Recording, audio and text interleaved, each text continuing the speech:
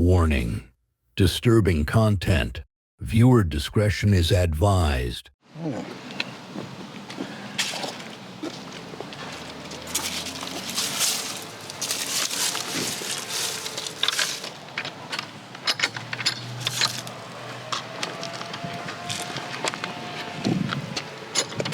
Don't open. Oh, yes, that's it. There we go.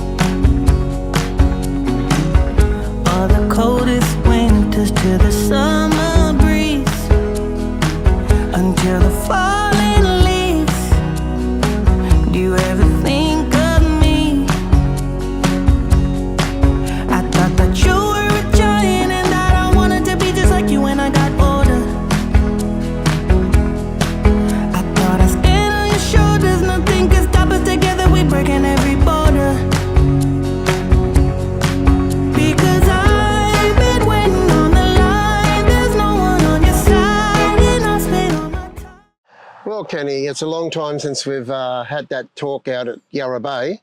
Here we are out the front of another establishment that was run by the New South Wales State Government. Can you tell us a bit about it? Yes, this place was called Montrose at the time, and Montrose was a baby's home for babies, and it was used for prostitutes and women who brought their babies here when they didn't want them, as much as kids like me were brought here because of domestic violence with their parents, and yeah, I was brought here at 2.5, and yeah, it broke my heart. I spent the odd months or years here. I can't remember, I was as young as I was, but I do remember I was sent out at least twice from here to foster care, and ended up with a foster carer who was violent towards me at the age of 8. 7, 8 I was roughly, and yeah, but this is where it all first started. I remember this place used to be bigger. I'd be at the fence waiting, crying my eyes out and screaming my eyes out every chance I got, as much as want to go home to my family at the time. But as much as they sent me out from here twice, and then as I got moved around to various other institutions and sent back from the foster carers because they didn't want me for reasons I didn't fit in or whatever the reason, but I was sent back to the institutions and moved around to different other institutions, and then as much as lost in the system more or less, because I never got the opportunity to go back home to my family. I lost all my childhood through the government's institutions. And remember, you have a mum and your dad, and you have brothers and sisters, so it's not that you're an orphan or anything like that. These governments thought they could, you know, just send you to carers or foster carers to look after you, while you know, to give you a holiday or whatever it might be. Well, they tried to say that they were doing me a favour, as much as my dad was a working drunk. I say that in respect that you know, there was a lot of people,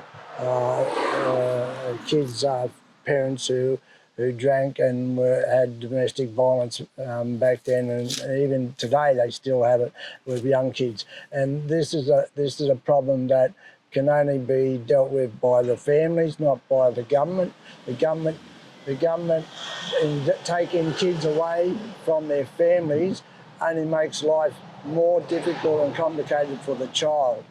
The child needs the parents to be able to communicate with the world. Without that communication, the child loses all aspect to society and its upbringing.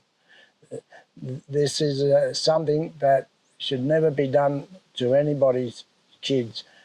To be put in what they call an orphanage, but it's not an orphanage. It's an orphanage for kids who've got nobody, relatives or whatever, to bring them up. That is where the government needs to assist children when they lose family members and no one to look after them. But if they've got family, they should never take them away, because it only destroys, mentally affects the kid, the child mind, and that sort of thing, as much as do what they done to me, which affected a lot of things, not only my childhood with my family, but it affected my education and so on and so on and so on. I lost all proper education because my education was so mixed between different institutions, and what I learnt today, I learnt more out of school than I ever learnt in a school. Can't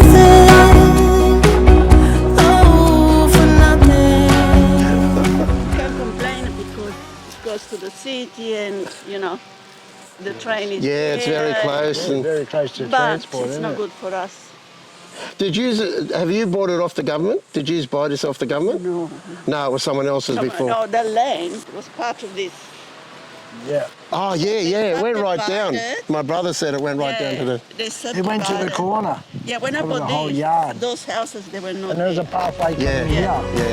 Because I've been waiting on the line. There's no one on your side, and I spent all my time for nothing.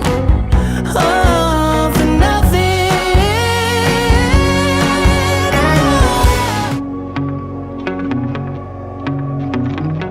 Waiting ever since I was a baby.